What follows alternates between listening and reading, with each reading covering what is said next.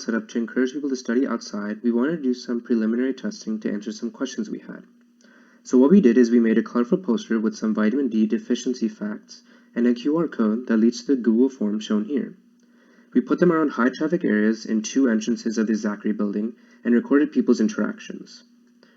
The 2 main questions of the form were if normally people study inside or outside, and if the flyer encouraged them to study outside when the weather is nice. From the results, we can see that we had 13 responses. And out of those 13 responses, 92% of respondents normally studied inside, and 69.2% of the respondents said the flyer encouraged them to study outside. This shows that clearly the norm right now is that people study indoors, and that the flyer actually helps us flip that norm. From this experience, we also learned that we needed something to increase attraction to the flyer, which you will see we added later in our final testing.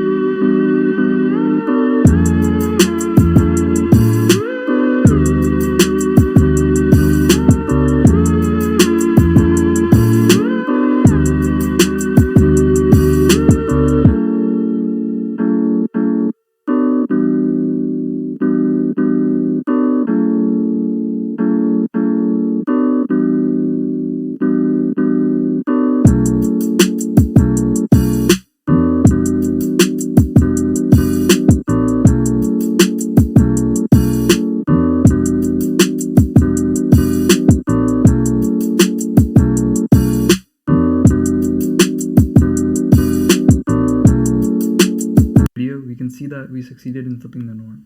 The norm was that students in Zachary prefer to study indoors rather than outdoors.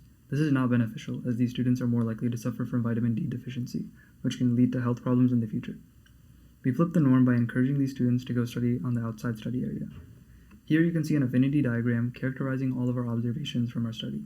We had some observations where students would have no reaction to the sign. This includes just walking by the sign and stepping over the lights without paying attention to the meaning behind them. We weren't able to capture this on video, but there was a student who actually sat on the chair which had our sign on it. Next, we have people who are slightly interested. They would glance over at the sign but didn't go outside. Some of these people would just look at the lights or just look at the poster and not understand what they were for. Next, we have people who are very interested. These were the people who would actually take time to read the sign, look at the lights, and go outside. Some people even took pictures of our setup and convinced their friends to study outside with them. There were also verbal observations. For example, students were discussing how the lights were programmed, and parents on tours asked their tour guide to see the outdoor study area. In the end, we found that there were many observations that aligned with our expected result. The lights caught their eye, they read the sign, and they eventually stepped outside to study. The key takeaways from this study are that people can be encouraged to go outside, or at least become curious about the outdoor study area, by using a big attraction like the lights. Most people will not get drawn to a dull poster, so having a colorful poster really helped. Secondly, we had bright, energetic green lights pulsing toward the outside area, and dull red lights slowly pulsing toward the indoor study area. This also subconsciously encouraged people to choose the outdoor area.